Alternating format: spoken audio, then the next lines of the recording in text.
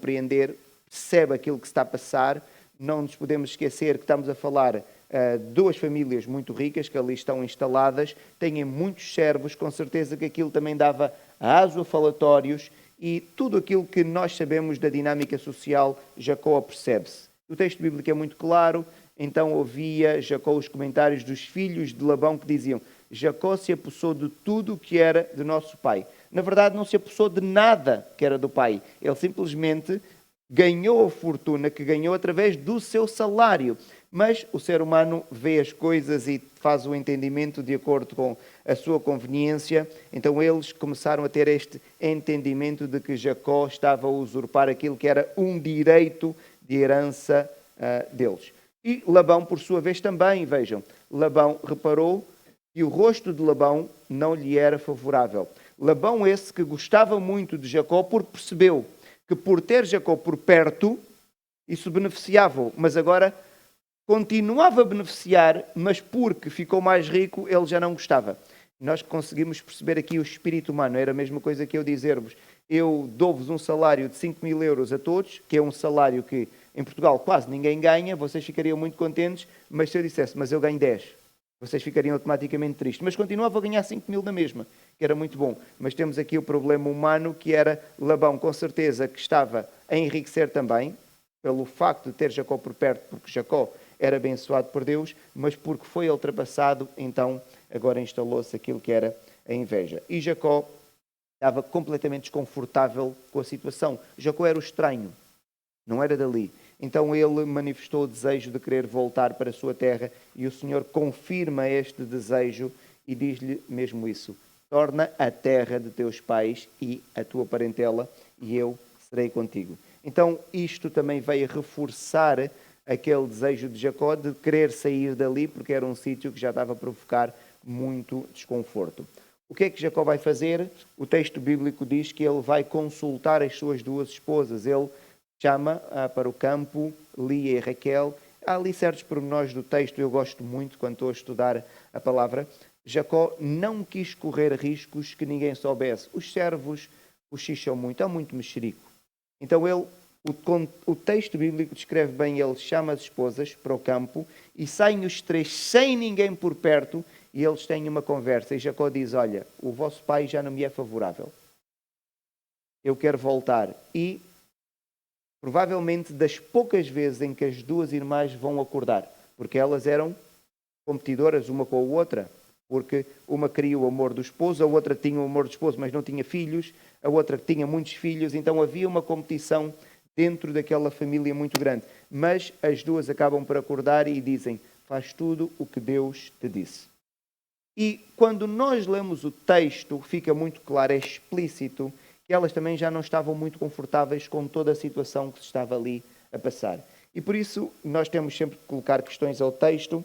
E porque é que elas também já não estavam confortáveis e estavam dispostas a irem com Jacó para uma terra que elas não conheciam, muito longe, e que se fossem para essa terra, provavelmente nunca mais iriam regressar para ver a sua terra de origem, os seus pais, os seus tios e todo o contexto que elas conheciam. Custa muito. Nós viemos de vários países diferentes, mas queremos sempre manter alguma ligação, de certa forma, ou através de contactos regulares, telefónicos, ou através de outro meio de comunicação que nós possamos usar, ou, em muitos dos casos, nós, com frequência, regressamos à nossa terra de origem. É difícil a pessoa criar aqui um corte radical, mas elas estavam dispostas a isso. Por que razão? Porque, não se esqueçam, o pai, Labão, era o enganador. E por aquilo que ele faz a Jacó, nós conseguimos perceber que era um traço de personalidade. E as próprias filhas também foram enganadas pelo pai. E vejam agora a explicação que elas dão a Jacó. Elas dizem assim: há ainda para nós parte ou herança na casa do nosso pai? Não nos considera ele como estrangeiras? Ou seja, elas estão a fazer questões retóricas e dizer: já não há aqui nada para nós. Ele já nem nos considera como filhas. Ele trata-nos como pessoas estranhas. E elas estão a dizer isso na primeira pessoa. Pois nos vendeu e consumiu tudo que nos era devido, porque toda a riqueza que Deus tirou de nosso pai é nossa e de nossos filhos. Conseguimos também ver aqui um bocadinho já da maldade humana nas palavras delas, estou a dizer, não, olha, tudo que Deus te deu, Ele tirou dos nossos pais, é nosso. Mas elas tinham outros irmãos, mas elas também não estavam preocupadas com os outros irmãos, isso é nosso. Agora, há aqui uma expressão muito interessante nas palavras delas, que ela consumiu tudo o que nos era devido. O que é que lhes era devido? Havia alguma coisa que lhes era devido para elas poderem ter dito isso. Aquilo que lhes era devido culturalmente era o dote. O dote funcionava como forma de proteção social da mulher. Então, eu tinha uma filha, alguém queria casar com a minha filha, dava-me o dote e levava a minha filha. O dote não era para eu gastar. Numa situação bem feita, o dote seria para eu guardar, porque não havia sistema de proteção social como nós temos hoje. E os homens, com frequência, podiam repudiar a mulher. Ou o homem podia morrer e a mulher ficava viúva. E agora ficava como? Ficava numa situação de alta vulnerabilidade. Então, o pai podia acolher a filha e o pai tinha condições porque tinha o dote que ele recebeu. É natural que se o casamento fosse estável, passado uma certa idade, o pai pudesse fazer uso daquele dote numa situação estável. Mas não nesta situação. Elas ainda tinham idade de terem filhos. Ainda havia muita vida pela frente. Qualquer pai que de facto amasse as suas filhas e tivesse cuidado por elas, não iria gastar o dote. Mas este homem também enganou as filhas, porque ele recebeu o dote equivalente a 7 anos de trabalho. Se transformarmos 14 anos de trabalho de um homem em dinheiro, é muito dinheiro. E elas perceberam que tudo aquilo que os pais ganharam, não sei como é que elas quantificaram, mas culturalmente elas hão de ter arranjado uma forma de quantificar isso, aquilo pertencia-lhes. Mas mesmo assim o pai consumiu. Então elas perceberam, não há aqui respeito por ninguém, nem por nós. E por isso então elas dizem essa expressão muito forte que o que é que há aqui para nós? Nós somos estrangeiras, nós para eles já não somos família. Então elas também já não se sentiam bem com a situação e por isso então disponibilizaram-se para regressar com Jacó para a sua terra de origem, que para elas seria uma terra estranha.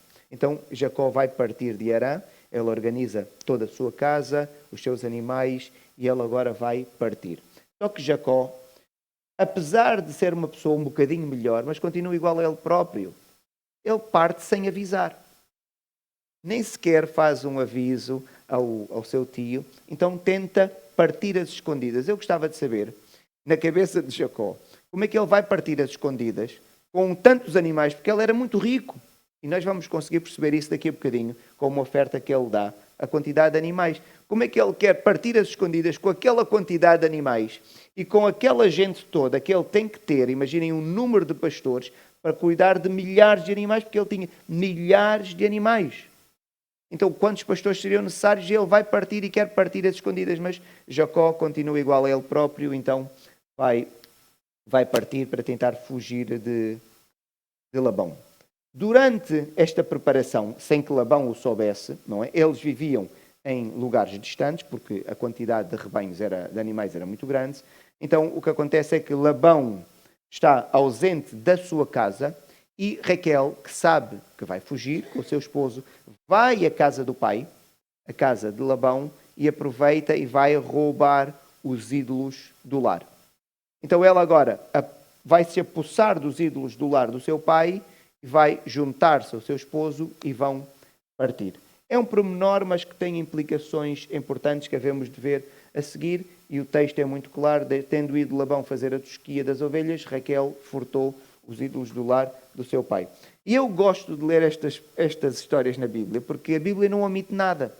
Porque Raquel é uma das matriarcas da família de Israel, mas Deus não omite que era uma ladra. Não a transforma em boa pessoa. Quando nós aprendemos, por exemplo, na escola aqui a história de Portugal, aquilo é tudo muito embelezado. É tão embelezado que nós enaltecemos aquelas pessoas. E mesmo que cometessem barbaridades, nós transformamos as barbaridades em grandes proezas. Mas a Bíblia não faz isso. Então está a falar de Raquel e diz, olha, vejam que Raquel é uma pessoa que rouba. Mas não rouba de uma pessoa qualquer, rouba do seu próprio pai. E a Bíblia é um livro que é claramente distinto de todos os outros, porque a Bíblia é a história da família do Senhor Jesus. E Raquel é uma das mães do Senhor Jesus. Podia embelezar um bocadinho, mas a Bíblia não tem complacência para estes nossos preciosismos humanos que gostamos de falsificar as histórias para enaltecermos o homem. Raquel era uma mulher como todos nós. Ela cresceu com um pai enganador. É natural que ela também tivesse alguns traços do seu próprio pai. Agora, por que é que ela se dá ao trabalho de ir à casa do seu pai?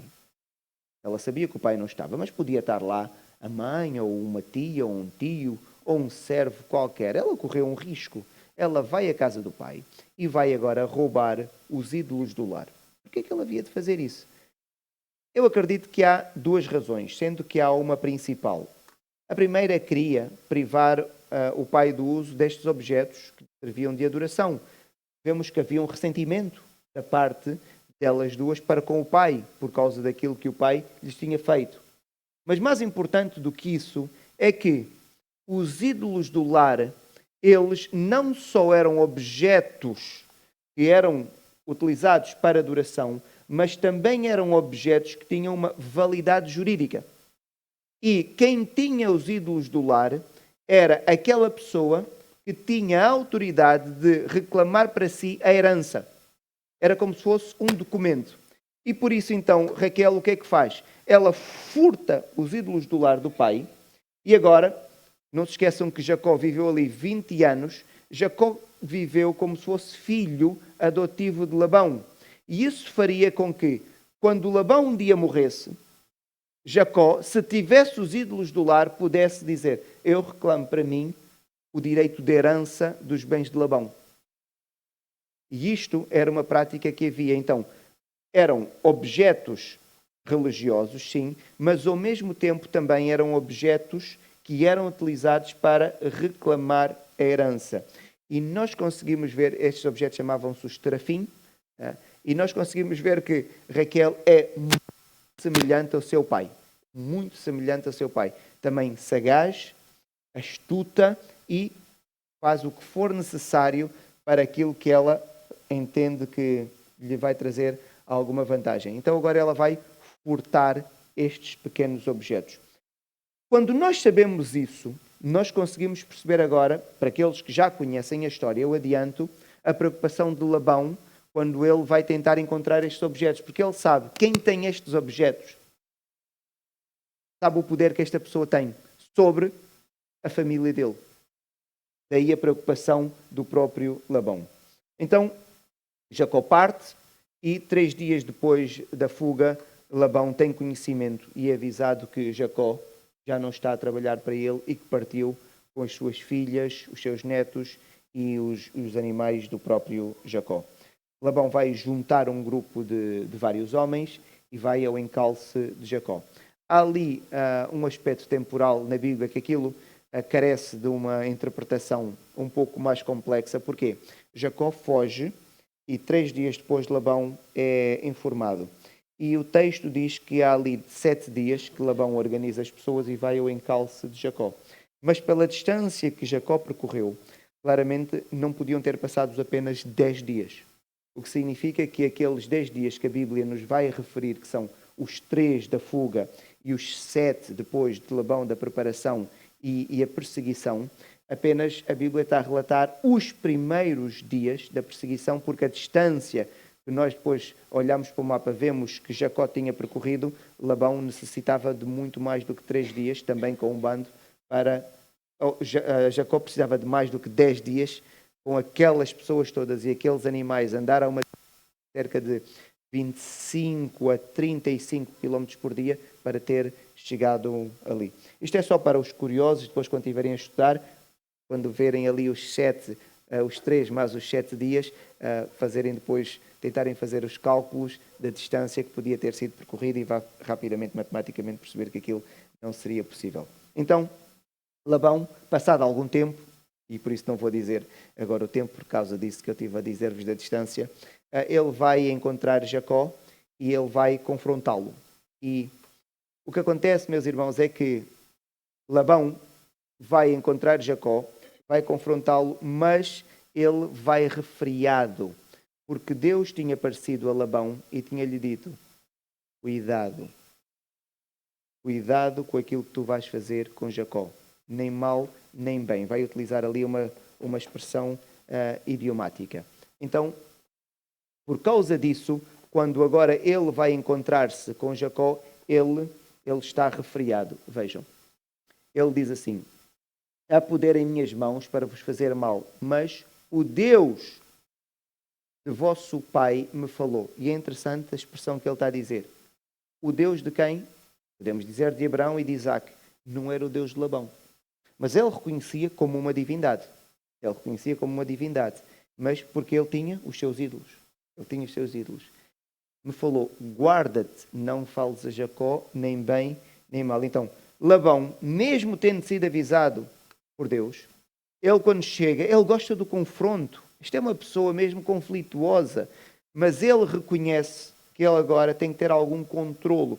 E a expressão nem bem nem mal é uma expressão idiomática, como nós temos na língua portuguesa e em qualquer outra língua. Nós temos expressões que nós não podemos interpretar literalmente. É como eu dizer, mete-me os cabelos em pé. Nós não podemos interpretar literalmente, porque alguém com o cabelo comprido, por exemplo, uma mulher, como é que o cabelo vai ficar em pé? Isto não vai acontecer, não é? Por mais que o filho possa irritar ou seja provocada, mas é uma expressão que nós sabemos que provoca irritação. A pessoa está irascível.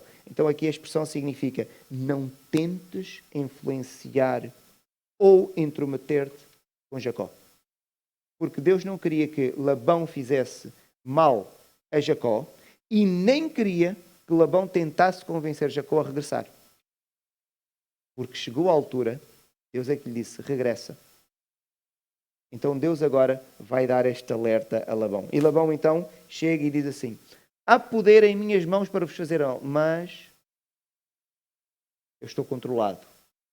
Eu estou controlado porque o Deus do teu pai disse para eu me refriar. Então Labão gosta de conflito.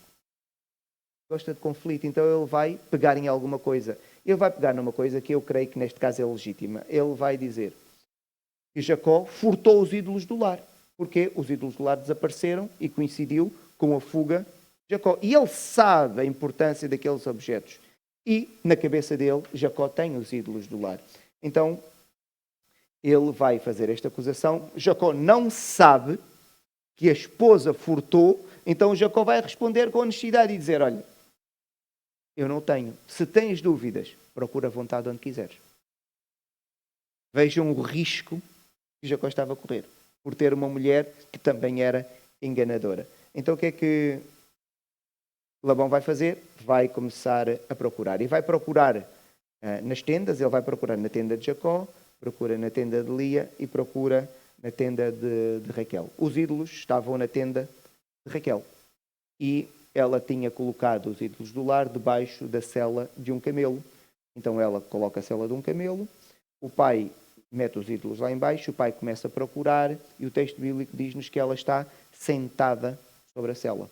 E nós conseguimos ver aqui a sagacidade enganosa de Raquel. Veja, o homem sabia validar aqueles objetos, significa que ele ia procurar em todo lado. O texto diz que ela palpou, mostra-nos o pormenor. Ele não viu só, e porque podiam ter tecidos, panos, onde as pessoas se reclinavam. Então ele teve o cuidado de apalpar, porque alguém podia meter debaixo. E ele provavelmente levantou, ele procurou em todo o lugar. Jacó estava confortável, sabia, ele pode procurar, não vai encontrar, eu não roubei nada. Procura na tenda de Jacó, na tenda de Lia, agora chega a tenda de Raquel. E vejam, aqui diz o que é que Raquel tinha feito, e agora o Labão está na tenda da Raquel à procura. E a Raquel está sentada sobre a sela do camelo. E vejam o que é que ela diz. Não te agastes, meu senhor, por não poder eu levantar-me na tua presença, pois me acho com as regras das mulheres. Então ela diz que está na fase do período menstrual. Por que ela vai utilizar isto? Porque a menstruação era vista como uma impureza ritual. E onde uma mulher estava sentada ou tocava, era considerado um lugar impuro. E se alguém tocasse ali, impuro tornava-se. Então ela, quando vai dizer isso, nós não sabemos se ela está a dizer a verdade ou não, mas é mulher, já percebemos, para dizer o que é necessário. Ela vai dizer, olha, não posso levantar, estou com o período menstrual. O pai percebe, todo o sítio onde ela está, se ele tocar, ele fica contaminado. Então o pai procura em toda a volta, menos no sítio onde estão os objetos. E o pai então acaba por desistir da procura, porque de facto não os encontram. E vemos que o único sítio onde ele não procurou foi o sítio onde ele arranjou maneira dele não procurar. E nós com isso conseguimos perceber a maldade desta mulher. Também era como o pai dela, era mesmo enganadora, não é? A beleza não a tornou virtuosa, pelo contrário. Pelo contrário. Então, depois desta procura dos ídolos do lar, insatisfeitos com toda a situação que eles já viviam uns com os outros, Jacó explode. Há aqui um momento de explosão da parte de Jacó, porque Jacó diz, tu acusas-me de ladrão? Eu depois de ter trabalhado contigo, e eu trabalhei, aquilo foi árduo, tu enganaste-me várias vezes e ainda vens agora ao meu encalço com esta acusação. Ele agora vai ficar exaltado contra Labão e diz mesmo, qual é a minha transgressão? Qual o meu pecado que tão furiosamente me tens perseguido? Havendo apalpado todos os meus utensílios que achaste de todos os utensílios da tua casa? E depois Jacó, porque sabe que está inocente, ele diz que é uma expressão também idiomática, põe-nos aqui diante dos meus irmãos e teus irmãos para que julguem entre mim e ti. Ele está a dizer, então agora coloquem-nos aqui numa situação de julgamento e normalmente em situações destas até apelava-se ao julgamento divino, seja o Senhor a julgar-nos. E nós conseguimos ver que de facto Jacó desconhecia por completo aquilo que tinha sido feito por Raquel. Labão o que é que vai fazer? Labão não pode continuar com a acusação. E agora Labão percebe que Jacó está exaltado e ele vai refriar-se. Mas Labão continua igual a si próprio. Em vez de pedir desculpa, porque de facto Labão invade a privacidade de Jacó. Ele entra na tenda das mulheres de Jacó. Ninguém entra na tenda da mulher de outro homem. Eram filhas, mas aquelas já eram mulheres de Jacó, já eram pertença de Jacó. E ele entra e aquilo é uma invasão de privacidade muito grande, é só entrar e tocou em tudo. Não é? Então, Jacó fica exaltado, ele podia pedir desculpa ou explicar alguma coisa, mas Labão é igual a si próprio. E vejam o que é que ele faz. Quando Jacó tem esta explosão, ele vai agora reagir defensivamente. E ele diz, em vez de pedir desculpa, volta a carregar nesta ideia, ele diz, as filhas são minhas e os filhos são meus, os rebanhos são meus e tudo o que vês é meu. Ele diz, é meu, eu posso apalpar, eu tenho direito, tudo me pertence. Então é um homem que também nunca se fica. Mas é aqui que nós devemos ter um entendimento da cultura. De facto, o que ele diz tem uma verdade, porque era uma sociedade patriarcal. E no contexto patriarcal, enquanto ele fosse o patriarca da família, tudo lhe pertencia, porque o filho vivia dentro do clã patriarcal. O filho não tinha, se ausentado, as filhas continuavam a viver ali. Mas no caso em particular de Jacó, também culturalmente, ele não podia fazer, Labão não podia fazer essa exigência de Jacó. Porquê? O dote de Jacó foi com trabalho. Então foi um pagamento que fazia com que a filha, ele perdesse o direito, porque houve muito trabalho, foi como se fosse uma venda. E depois, o rebanho de Jacó era o salário. Não era o rebanho que Jacó herdou ou que beneficiou por ser familiar de Labão.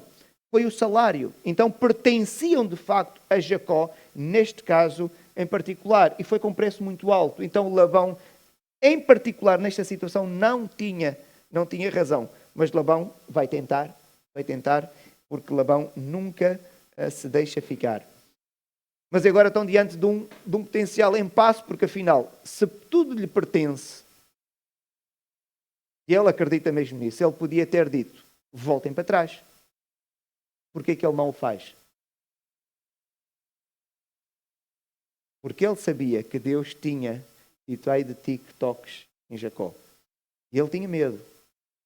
Porque nós conseguimos notar que ele tenta, mas de vez em quando refreia-se. Tenta, mas ao mesmo tempo refreia-se. Porque ele sabia que agora havia um ser. E era o ser que abençoava Jacó e que lhe deu fortuna. Então ele tinha medo daquele Deus. Ele tinha medo daquele Deus. E nós conseguimos perceber isso quando estamos a ler o texto. Então, o que é que Labão vai fazer? A relação não está boa. A relação está muito má, está tensa. E Jacó está muito rico. E tem muitas pessoas a trabalhar para si. Labão projeta em Jacó aquilo que ele é. Pode ser que ele se vingue. Porque este homem, um dia ele pode querer vingar-se. Então o que é que Labão vai fazer? Vamos estabelecer uma aliança. Então agora, Labão, sagaz, estabelece uma aliança com Jacó. E a aliança implicava 3 grandes pontos, que era, Labão diz que Jacó não podia maltratar as 2 filhas dele, que eram as esposas. É compreensível. Ele vai bloquear Jacó de poder ter outras esposas, que é para garantir para os filhos das filhas. Então, de certa forma, ele pensa sempre nele. Ele pensa sempre nele. E no último ponto, então, nota-se que ele só pensa mesmo nele. Ele vai estabelecer um pacto de não agressão mútua. E eles estão mais ou menos ali na terra de Gileade. Vejam o que é que Labão vai fazer. Labão sabe as origens de Jacó, sabe que Jacó é desta região, ou seja, praticamente Jacó está em casa. Então ele vai estabelecer uma aliança e eles vão fazer ali uma espécie de altar ou um monumento com pedras, que era para ficar uma coisa visível, tangível do acordo que eles fazem, em que aquele acordo define a fronteira. E Labão diz assim, tu não podes passar daqui para vir ter comigo e agredir-me. Eu não posso passar daqui para vir ter contigo para te agredir. Mas Jacó está preso porque Labão tem esta área toda. Estão a ver? Labão é mesmo um homem calculista. Mas eles vão estabelecer ali a aliança de não agressão mútua e Labão claramente fica em vantagem porque a aliança devia ser estabelecida aqui. Mas não, vão estabelecer a aliança aqui nas terras que por causa desta aliança se vão chamar Gileade e Mispa. O texto bíblico até deixa ali de forma muito clara. Depois disso, nós não vamos encontrar na Bíblia mais nenhuma referência a Labão. Labão regressa para Arã, da sua terra, regressa com a convicção de que Jacó nunca vai vingar-se ou vai reclamar alguma coisa, porque ele não pode passar dali. Ele arranja logo forma de dizer que Jacó também não vai poder reclamar a herança, porque isto significava conflito. Significava conflito com os seus filhos, mesmo que ele tenha os objetos. Não há problema nenhum, porque Jacó não vai poder criar conflito depois daquela fronteira. Então ele volta descansado para o seu caminho. E Jacó continua a sua viagem. Temos o nosso mapa, Jacó agora está aqui. Por isso é que eu estava a dizer, matematicamente, Jacó daqui até aqui não podia fazer uma viagem de 10 dias, era uma viagem muito mais longa, por causa da quantidade de animais e por causa da distância que eles percorriam diariamente naquela altura com toda aquela gente. E não nos podemos esquecer que Jacó tinha crianças pequenas. José era uma criança pequena. Então não conseguia caminhar durante muitos quilómetros por dia. E no caminho Deus vai encontrar-se com Jacó e acontece uma coisa interessante, que onde Jacó tinha o seu acampamento, Jacó percebe que há um acampamento próximo do dele. E o texto diz, também Jacó seguiu o seu caminho e o anjo de Deus lhe saiu ao encontro. Quando os viu, disse, este é o acampamento de Deus. E chamou aquele lugar Manaim. E Jacó percebeu que Deus o acompanhava e que Deus o protegia. E ele percebeu que ao longo de todo o caminho havia sempre alguém que estava com ele. De certa forma, Deus, ele vai começando a compreender a partir daqui, cada vez mais, que Deus está mais próximo dele do que ele pensava e que aquilo que ele tinha pedido ao Senhor confirmou-se e o Senhor sempre lhe foi fiel. Eu acredito que ele tinha um entendimento disso, mas o entendimento vai começar a ficar cada vez mais claro. E então ele vai chamar aquele lugar Manaim. Manaim, para quem lembra, quando o reino se divide, Davi fica com uma parte do reino e os seguidores de Saul seguem o filho de Saul, Esbozete. Esbozete estabelece como sua capital Manaim, porque Jerusalém ainda não existia, ainda era a cidade dos jebuseus, e depois, mais tarde, o próprio Davi, quando está a fugir de Absalão, é nesta cidade de Manaim onde ele se vai estabelecer, e é uma cidade na Transjordânia que está ali naquela região. E agora Jacó está a aproximar-se da sua terra. E ele está a aproximar-se de Esaú. Esaú vivia nas terras de Seir. O pai vivia aqui, não se esqueçam, eles cresceram aqui.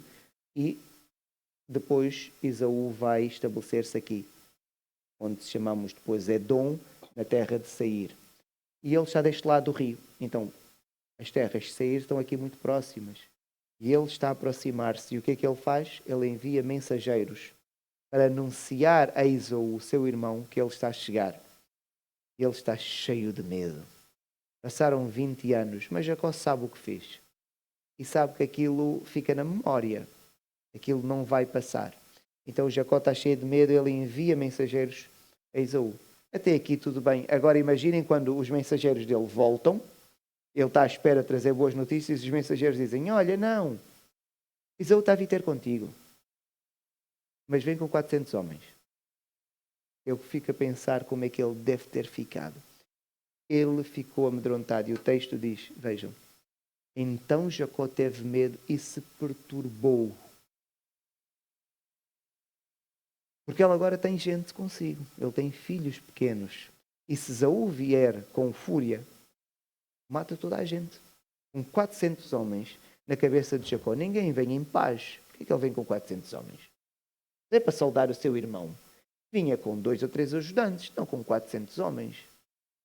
Então ele não sabe o que é que poderá vir. E o que é que ele faz? Vai dividir agora o seu grupo em 2 grupos, em metade. O texto diz em 2 bandos. Não é? E ele agora vai dividir e o pensamento de Jacó é o simples.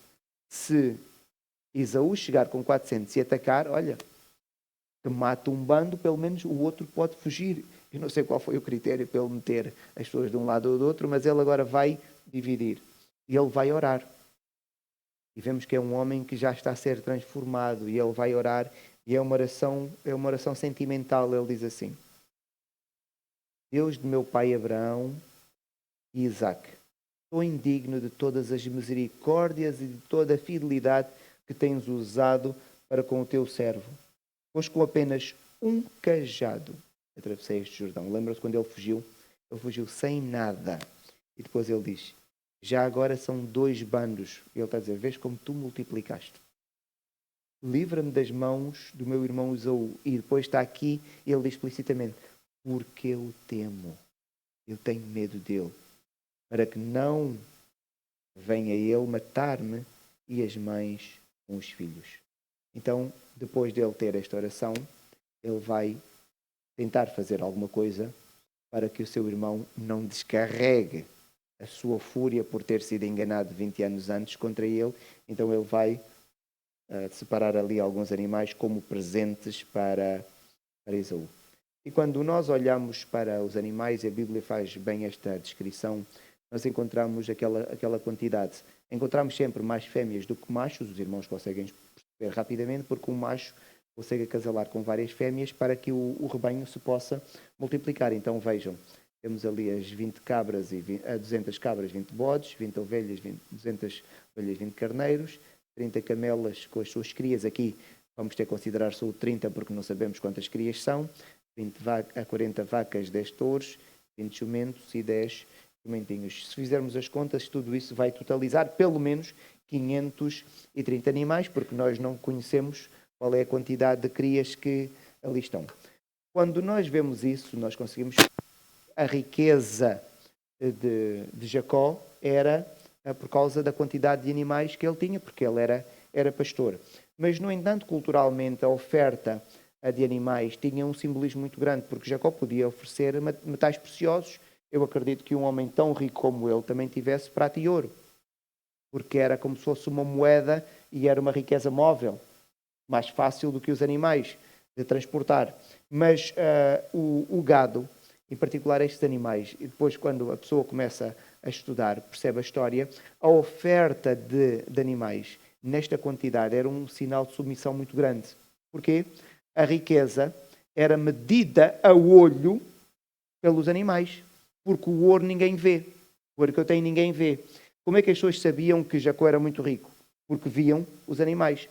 Então, quando alguém oferecia estes animais nesta quantidade, era um sinal de submissão e de que alguém está disposto a prestar subserviência a alguém. Então, ele com isso quer demonstrar que está disposto a ser submisso a Esaú. E sabemos que ele quer oferecer ao seu irmão isso porque quer aplacar o furor que ele acha que o seu irmão tem no coração. Mas nós temos sempre que tentar a compreender aquilo que a Bíblia tem. Qual é o valor destes animais? Porque eu acho que quando nós transformarmos isto numa coisa inteligível para nós, as coisas ganham outro significado. Eu não sei nada de animais, mas tentei procurar os preços médios. Atenção, o preço dos animais varia dependendo da raça, dependendo do tamanho, dependendo da idade, mas vamos aqui utilizar preços que eu fui encontrando como referência do valor destes animais. E quando nós vamos ver, considerando a quantidade de animais, estes 220 cabras e bodes, vamos considerar que 100 euros por animal, não é? Poderão ser alguns mais caros, outros mais baratos. Nós depois vamos multiplicar a quantidade de animais pelo valor unitário, vai dar este subtotal e depois quando vamos somar, nós chegamos ali àquele valor. E nós lidamos com um valor surpreendente. Estamos a falar de mais de 160 mil euros de prenda. Não é? Agora, ele está a tirar uma prenda, eu fico a pensar, se ele está a tirar uma prenda de 160 mil euros para o nosso tempo, quanto é que ele tinha? Imagino quanto é que este homem tinha. Quando ele parava num sítio, a área que este homem ocupava, estamos a falar de um milionário, a área que este homem ocupava, devastava toda a plantação que ali estava, para os animais poderem comer. Então estamos a falar aqui de uma pessoa verdadeiramente rica, não é? E ele tinha isto, e isto ele estava para oferecer ao seu irmão. Então eles chegam a uma região na Transjordânia, ao rio Jaboque, e eles estão ali numa região de val. O val é uma parte do rio onde se consegue atravessar a pé. A água está a passar, mas numa altura baixa, rasa, e era onde normalmente se faziam as travessias nos rios. Tinha o rio, vamos até a zona onde há o val do rio, é onde se consegue atravessar a pé, porque há outras partes do rio em que o caudal é muito maior e isto não é possível. Então ele vai chegar ali ao val do rio Jaboque, que é um rio que depois vai desaguar no rio Jordão. Ele organiza aqueles animais em 5 rebanhos, estão a ver isto. Eu coloquei assim para os irmãos verem a quantidade de animais, mas ele organiza em rebanhos. Isto é um rebanho, isto é um rebanho, isto é outro, isto é outro, isto é outro. Na verdade, ele tem ali 5 rebanhos que ele agora quer oferecer ao seu irmão. E agora vejam como é que Jacó pensa. Jacó e Labão, eles têm muito em comum, não é? E nós vemos que, mesmo a transformação do homem, mas há coisas da personalidade que ficam lá. Ele faz isso porque, vejam, ele pega nos animais e podia levá-los todos de uma vez. Não, ele organiza por rebanhos. Podia organizar em 2, ele organiza em 5. Agora vejam o que é que ele faz. Ordenou ao primeiro pastor, o grupo do rebanho, quando Esaú te perguntar de onde és, para onde vais, de quem são estes diante de ti, responderás, são de teu servo Jacó. É presente que ele envia. Então Esaú recebe um presente. Estão a perceber? E depois continua. E eis que ele vem atrás de nós. Fica já com este presente. Ele vem aí, ele há de chegar. Um presente para ti. E depois diz, ordenou também ao segundo e ao terceiro. Ou seja, Esaú, na cabeça de Jacó, recebe um presente, fica mais calmo, depois continua a ver outro rebanho, diz outro presente, e assim sucessivamente. É como nós fazemos com as crianças no Natal, gostamos de ver o entusiasmo das crianças. Podíamos pegar e abrir as prendas todas de uma vez, mas nós o que é que fazemos? Abre uma de cada vez. Vamos oferecer 3 prendas ao filho, ou 4. Abre a primeira e ficamos à espera. E estão toda a gente à espera. Porquê é que não se abre todas de uma vez? Nós, para parecer que é muito mais do que aquilo que é. Não é? Então ele está a fazer isto. Estão a ver? Ele continua ainda, em vez de confiar em Deus, que é quem o pode proteger contra Esaú. Ele tinha feito oração um bocadinho antes. Mas ele continua com os estratagemas. Vamos organizar isto. Vai parecer que são muitos animais de facto, mas parece que é muito mais, dando 5 presentes. E vejam, e ele próprio, porque dizia consigo mesmo, eu o aplacarei com o presente que me antecede, depois o verei, porventura me aceitará a presença. Então vemos que é um homem que ainda tem muita humanidade dentro dele, ainda está a pensar de uma forma que ainda não é a forma de um homem de fé, porque ele tinha orado um bocadinho antes. Então ele tinha orado a Deus, ele podia confiar em Deus.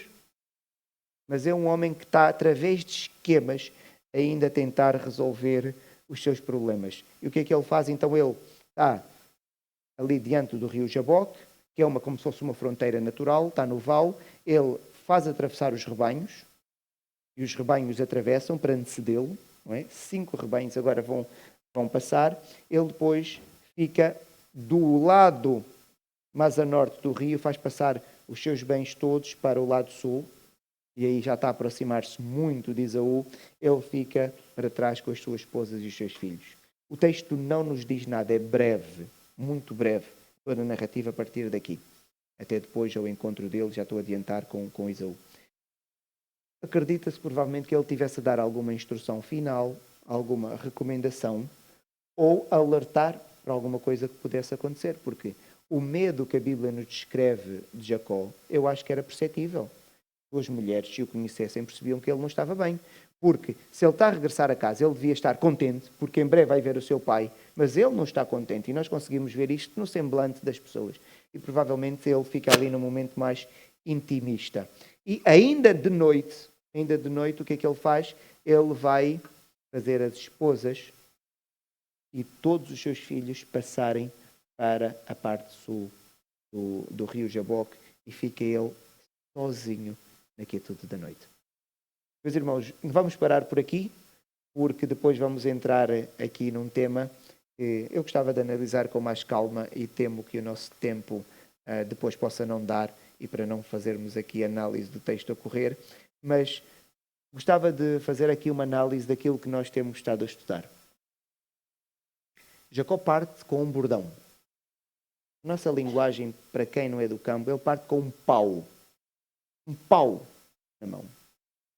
Jacó regressa agora com milhares de animais. E a riqueza era mensurada pela quantidade de animais. Um homem que se dá ao luxo de dar 550 animais, vamos considerar que ele deu menos de 10%, ou mesmo que desse 10%, estamos a falar de um homem que tinha 5.000 animais.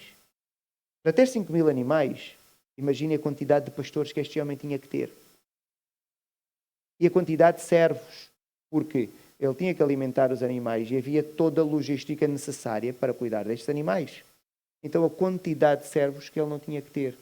O homem que sai com um pau, 20 anos depois, vem um milionário. Nós conseguimos ver a fidelidade de Deus, porque Deus nunca o desamparou. Mas não vamos fazer uma leitura bíblica idílica. Idílica é aquela forma muito sonhadora que nós queremos enfrentar a vida. Não. Ele passa 20 anos difíceis. Quando Jacó está a descrever a vida dele, não foi uma vida agradável, foi uma vida de trabalho. Foi uma vida de frio, ele passou fome às vezes, ele estava ao relento, ele tinha que lutar contra lobos. Significa que Deus abençoa-nos, mas Deus não nos torna a vida fácil. A vida de um crente não é mais fácil. Deus não vai fazer ninguém passar no exame se a pessoa não tiver estudado mais que qualquer descrente. Isto não vai acontecer. Deus não vai fazer o seu filho no trabalho ter algum tipo de progressão se esta pessoa não trabalhar mais que todos os outros descrentes que lá estão. Deus não vai fazer isso. Então vamos ler estas histórias e compreender que Deus sim está connosco. Deus sim protege-nos. Mas há trabalho que é necessário e Deus utiliza toda esta experiência para nos dar grandes lições. Nós começamos a perceber que Jacó ainda tem muito mundanismo dentro dele, mas ao mesmo tempo também percebemos que já não é o mesmo homem que partiu. Já não é o mesmo homem enganador que partiu. Já é um homem que está a ser transformado por Deus. Então, não espere, quando encontrar alguém que entrou na igreja e que se converteu, não espere a espiritualidade que se calhar alguém de 20 anos. Não vai acontecer. nós também com este texto aprendemos que a transformação às vezes é lenta. Eu não estou a dizer a mudança de hábitos, mas a transformação da pessoa é lenta. E o Espírito Santo trabalha connosco. Às vezes é lenta porque não é porque o Espírito não tem poder, nós resistimos. E é necessário muita luta. E é o que vai acontecer a seguir. Jacó tem que lutar para perceber que é difícil, é necessário muita luta. E por isso, meus irmãos, a jornada cristã, entremos confiando em Deus, ou mantenhamos-nos nela confiando em Deus, mas não à espera de vida fácil. Nós não encontramos só uma leitura romantizada da Bíblia que acha que isto foi tudo muito fácil. 20 anos de sofrimento. Ele trabalha 7 anos e é enganado. E tem que trabalhar mais 7 anos.